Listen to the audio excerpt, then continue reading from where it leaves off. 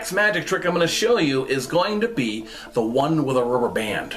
Now, the one with the rubber band is very, very simple. As you recall, the rubber band seems to jump from two fingers over to the other fingers like this.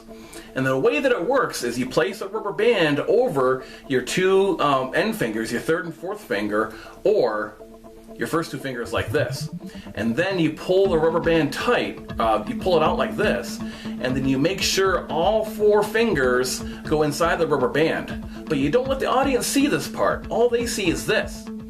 And then when you move your four fingers up, it causes the rubber band to jump from these two fingers or to these two fingers, or from these over to here.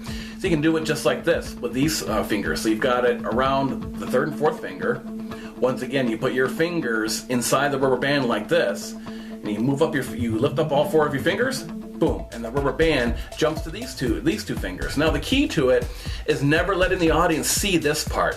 All they should see, they think they're seeing, is you putting the rubber band over your two fingers, maybe pulling the rubber band a little bit and closing your fingers like this. They should never see this part. That's the secret part, the part you want to keep away from the audience.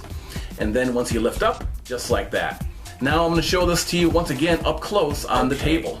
So now the rubber band went up close. You start off the rubber band around any two fingers that are next to each other. Could be these two, could be these two. I'm going to put them around here.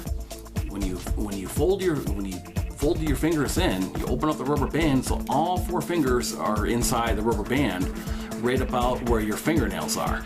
Now the other side, do this on these two fingers here. The audience doesn't see this. All they see is this. So when you open up your hand, boink, the rubber band flops over, magically goes over to these fingers over here. So all you do is you place your fingers inside the rubber band like this. Open up your fingers and it hops back over. But never let your audience see this part right here. Only let them see this part. Open up your hand, flips over just like that. Very, very cool.